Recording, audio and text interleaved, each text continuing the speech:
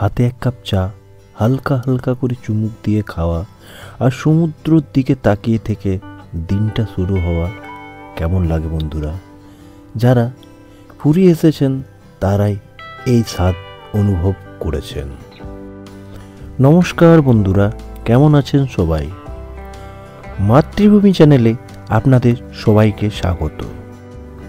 জয় জগন্নাথ। পুরীতে আজ আমাদের দ্বিতীয় দিন। এই দেখুন, ভূমি সকাল সকাল ফটো সেশন স্টার্ট হয়ে গেছে। চা খেয়ে নিয়ে সমুদ্রে একটু সময় কাটিয়ে আমরা চলে এলাম ব্রেকফাস্ট সারতে। আর আস্তে আস্তেই দেখি এই কাঠের চাকার গরু গাড়ি এখন আমাদের এইদিকে সচরাচর দেখতে পাওয়া যায় না, তাই একটু ভিডিও করে নিলাম। এবার আমরা ব্রেকফাস্ট সেরে নিয়ে চলে এলাম সমুদ্র স্নান করতে। দেখুন, ভূমি রেডি হয়ে গেছে, মলি আগেই নেমে পড়েছে। এত তাড়াতাড়ি এদেরকে নামাবো না বলে আমরা একটু বসে আছি বাচ্চাগুলোকে নিয়ে। এই দেখুন, আদি আর অংশু দাঁড়িয়ে আছে। ভূমি তো সমানে বালি হেঁটে যাচ্ছে। দেখুন, নাকে মুখে চোখে কোটায় বালি লাগিয়েছে। সমুদ্র এমন জিনিস যে তাকিয়ে তাকিয়ে সারাটা দিন পার করে দেওয়া যায়। দেখুন কত সুন্দর লাগছে।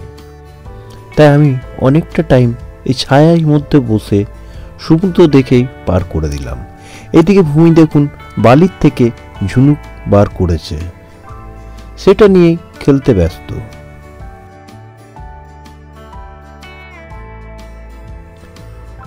এদিকে অংশুর মা বাবা মার্কেট করতে গেছে, এখনো আসেনি, তাই অংশুও সমুদ্রে নামতে পায়নি। সে নামার জন্য অস্থির হয়ে গেছে।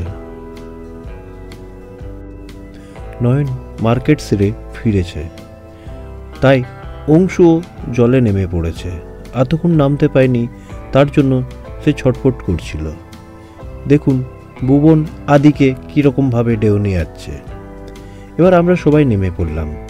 এদিকে ইতু বৌদি, সুস্মিতা, আরিয়ান আর মলি তো আগেই নেমে পড়েছিল আমার আগেই।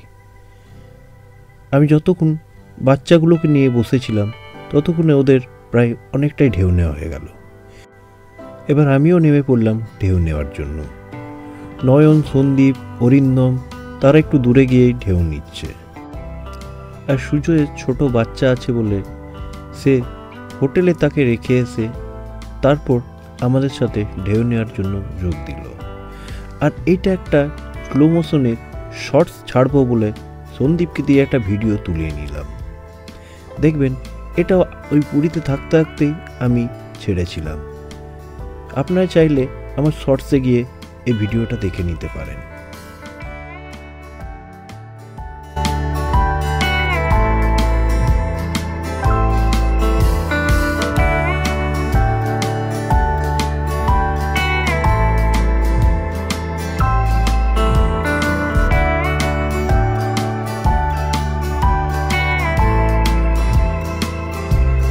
এই দেখুন, বাচ্চা পাটিরা এনজয় করছে, তার সাথে তাদের মা বাবারাও এনজয় করতে ব্যস্ত।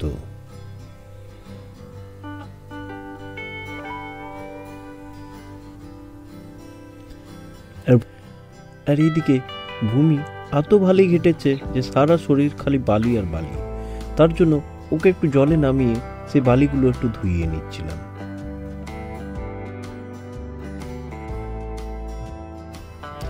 এইদিকে দেখুন কত বড় বড় ঢেউ আসছে।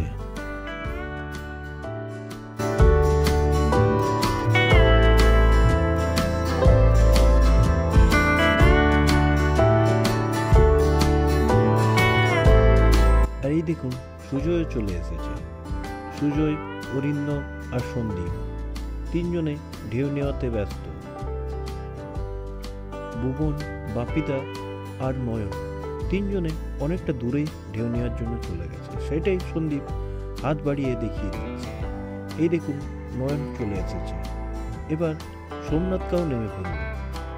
একটা বল কিনে নিয়ে এসে আমরা বল নিয়ে খেলতে আরম্ভ করে দিলাম।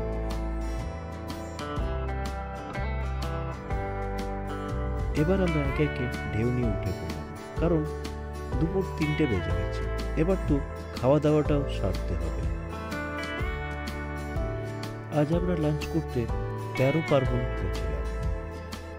আগের দিনে খেয়েছিলাম মামা ভাগনাতে, আজ 13 পার্বণ।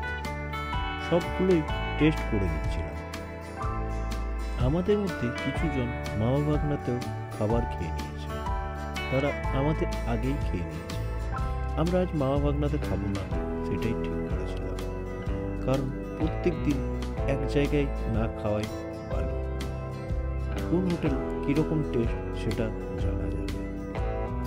এই দেখুন, এক সাইডে রিঙ্কি, সুজয়, সন্দীপ আর অরিন্দম, আর আরেক সাইডে নয়ন, সোমনাথকা, আমি, মলি আর ভূমি। আমরা চিকেন থালি আর কাতলা থালি মোটামুটি বুক করেছিলাম, আর রিঙ্কি আর সুজয় মটন থালি করেছিল। এখানে খাবার মোটামুটি ভালোই ছিল। আমাদের খাবার কমপ্লিট করতে করতে প্রায় 4টা বেজে গেছিল। তাই আর হোটেলে না গিয়ে আমি আর মলি আমরা একটা টোটো ভাড়া করে নিয়ে মন্দিরের পতাকা উত্তোলন দেখতে চলে এলাম। এটা 4টা, 4:30 নাগাদ স্টার্ট হয়ে যায়। তাই আর হোটেলের রুমে রেস্ট করলাম না, একটা টোটো ভাড়া করে নিয়ে আমরা মন্দিরের দক্ষিণ দুয়ারে নেমে পড়লাম। আর টোটো ভাড়া নিয়েছিল 100 টাকা। আমরা যখন পৌঁছলাম প্রায় 4টা, তখনও পর্যন্ত ধ্বজা উত্তোলন স্টার্ট হল। আমি 2024-এ 1 জানুয়ারি পুরীতেই কাটিয়েছিলাম। তখনও আমি এই দক্ষিণ দুয়ারকে এত সুন্দরভাবে সাজানো গুছানো দেখিনি। এবছর এসে আমি অবাক হয়ে গেলাম। এই 1 বছরের মাথায় কতই না চেঞ্জ। পরিক্রমার জন্য মন্দির বরাবর একটা রাস্তা করে দিয়েছে। আপনি চাইলে পুরো মন্দিরটাকে পরিভ্রমণ করে নিতে পারেন। দক্ষিণ দুয়ারটাকে কত সুন্দরভাবে সাজিয়েছে, চারিদিকে কত সুন্দর পার্কের মতো গাছ লাগিয়েছে, কত সুন্দর এবং সাজানো গুছানোভাবে, এবং প্রচুর বসার জায়গাও করে দিয়েছে। আপনি এখান থেকে বসে নিয়ে আপনার ধ্বজা উত্তোলন দেখে নিতে পারবেন। তার জন্য আপনাকে মন্দিরের ভিতরে না ঢুকলেও চলবে। আর আপনি যদি মন্দিরে ঢুকেও দেখতে চান, তার জন্য এখানে জুতো চটি রাখার জায়গা, মোবাইল রাখার জায়গা, কত সুন্দর ফ্রিতে রাখার জন্য ব্যবস্থাও করা আছে। আপনি ওইখানে জুতো চটি মোবাইল রেখে নিয়েও আপনি ভিতরে প্রবেশ করতে পারবেন। আর এই মন্দিরটা আগের বছর দেখেছিলাম, এত সুন্দর ছিল না। 1 বছরের মাথায় এত চেঞ্জ আমি দেখে সত্যি মুগ্ধ হয়ে গেলাম। ধ্বজা উত্তোলন স্টার্ট হয়নি বলে বসে না থেকে আমি মন্দিরের চারপাশটা ঘুরে দেখতে লাগলাম। আর মনে মনে চিন্তা করলাম, পুরীর মন্দির যতবারই আসি নতুন নতুন কিছু না কিছু দেখতেই পাই। এবারে দক্ষিণ দুয়ারটা দেখে সত্যি আমার খুবই ভালো লাগলো। এই দেখুন কত সুন্দরভাবে সাজানো গুছানো। আর পরিভ্রমণের জন্য এই রাস্তাটা করে দিয়েছে। সাইডে যে রাস্তাটা দেখলেন, ওই রাস্তা দিয়ে আপনি গোটা মন্দিরটার 1 চক্কর লাগিয়ে নিতেই পারেন। দেখুন চারিপাশটা সত্যি কত সুন্দর, পরিষ্কার পরিচ্ছন্ন, এবং প্রচুর গাছ লাগিয়েছে। এই দেখুন ভূমি আমার আগে আগে হেঁটে চলল। বন্ধুরা, দক্ষিণ দুয়ারটা কেমন সাজিয়েছে, আপনাদের কেমন লাগলো সেটা অবশ্যই কমেন্ট করে জানাবেন। এই পুরীর মন্দিরের ওপরের যে ধ্বজাগুলো দেখছেন, মানে পতাকাগুলো দেখছেন, সেগুলো প্রত্যেক দিন বিকেলবেলায় 4:30, 5টা নাগাদ চেঞ্জ করা হয়। সেটা দেখতে প্রচুর মানুষ এইখানে ভিড় জমায়। আর দেখুন ধ্বজা উত্তোলনের কাজ স্টার্ট হয়ে গেছে। 3 জন উঠে নিয়ে সে ধ্বজা চেঞ্জ করে। এই মন্দিরের ধ্বজা যতদিন মন্দির হয়েছে ততদিন প্রত্যেক দিনই বিকেলবেলায় এই ধ্বজা চেঞ্জ করা হয়।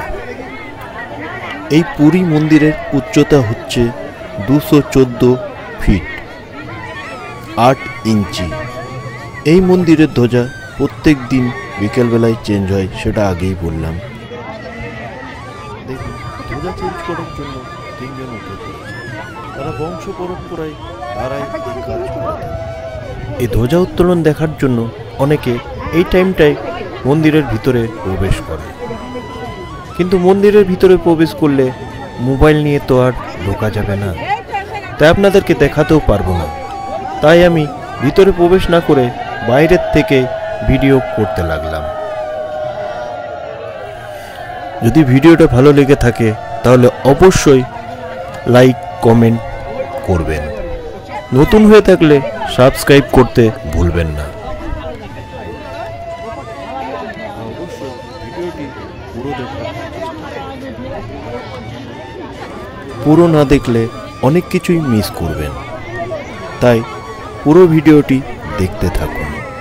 কীরকমভাবে পরপর কোনটা কোনটা চেঞ্জ করছে সেটা আপনারা এই ভিডিওর মাধ্যমেই দেখতে পাবেন। এই মন্দিরের উচ্চতা 214 ফিট হলেও এই মন্দিরে ওঠার জন্য কোনো রকম সেফটি ইকুইপমেন্ট ব্যবহার করে না। উল্টো দিকে ওই পুরোহিত ঠিক উঠে যায়, সেটা বংশ পরম্পরায় হয়েই আসছে। মন্দির প্রতিষ্ঠার হওয়ার দিন থেকে এখনো পর্যন্ত প্রত্যেক দিন এই মন্দিরের ধ্বজা পরিবর্তন করা হয়। এই মন্দিরের ধ্বজা যদি একদিন পরিবর্তন না করা হয় তাহলে নাকি 18 বছর এই মন্দিরের দরজা বন্ধ থাকবে।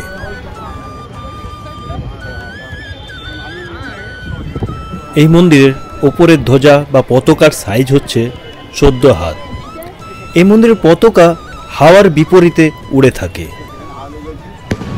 আর মন্দিরের যে পতাকাটা লাগানো হচ্ছে যে সুদর্শন চক্রটার উপর, সেই সুদর্শন চক্রর সাইজ হচ্ছে প্রায় 10 ফিট আর ওজন হচ্ছে প্রায় 1 টন। বুঝতেই পারছেন কি বড় আকারের সেই সুদর্শন চক্র। তখনকার দিনে কিভাবে যে এই চক্র ওপর পর্যন্ত তুলেছিল সেটা একটা আশ্চর্যের ব্যাপার। আর এই সুদর্শন চক্র আরেকটা আপনার আশ্চর্য জিনিস আছে যে আপনি এই মন্দিরকে যেই দিক থেকেই দেখবেন সুদর্শন চক্র মনে হবে আপনার দিকে ঠিক ঘুরে আছে। সাইড থেকে দেখলেও ঠিক মনে হবে যে এই দিকটাই সোজা। আপনি এর পরের বারে গেলে ট্রাই করে দেখতে পারেন।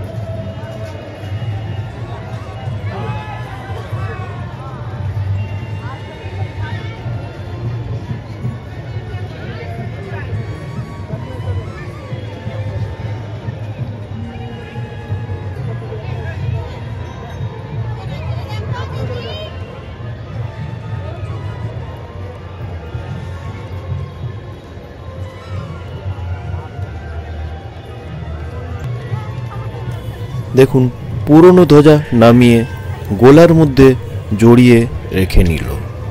সেইগুলো নিচে এসে তারা বিক্রি করে থাকে। অনেকে এই ধ্বজা কিনে বাড়িতে নিয়ে আসে।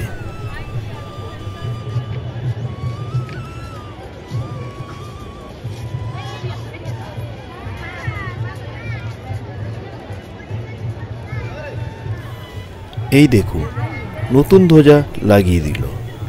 আগের ধ্বজাটা লাল রঙের ছিল আর এবার দেখুন হলুদ রঙের ধ্বজা ওঠালো।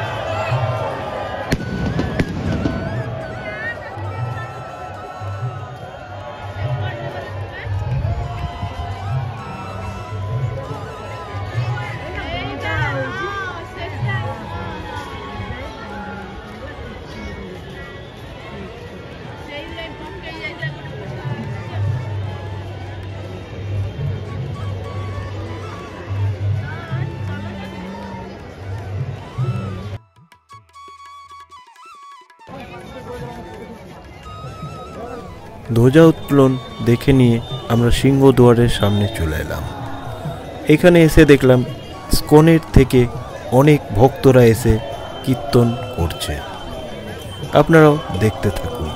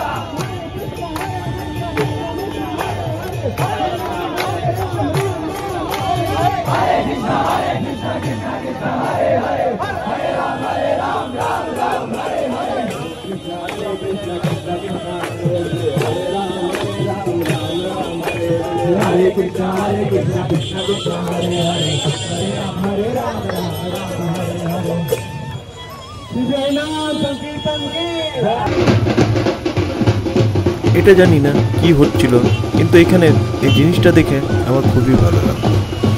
এই যে প্রত্যেকটা যে ভ্যান রিস্কায় দেখছেন, এগুলোতে প্রত্যেকটাতে একটা একটা করে বক্স আছে, আর পিছনে ঘোড়ার গাড়িতে কারা যেন চেপে আছে। এই দেখুন, আমার দেখে ভালো লাগলো বলে আপনাদেরকেও দেখিয়ে দিলাম।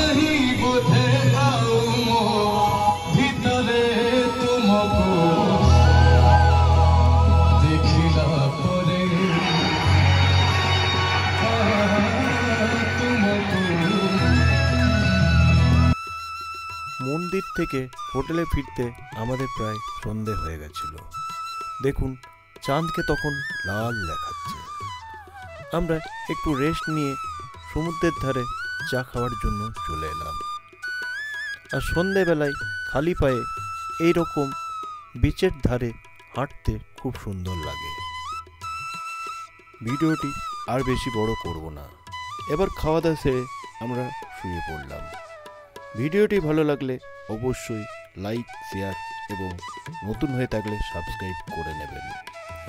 আমরা খাবারে আজকে পনির বাটার মশলা আর নান নিয়েছিলাম, আর এইদিকে আমার বাকি বন্ধুরাও খাবার সেরে নিল। এবার রুমে এসে নিয়ে ভূমি আর সোমনাথকা দুজন খেলতে আরম্ভ করে দিল। থ্যাংক ইউ পুরো ভিডিওটি দেখার জন্য।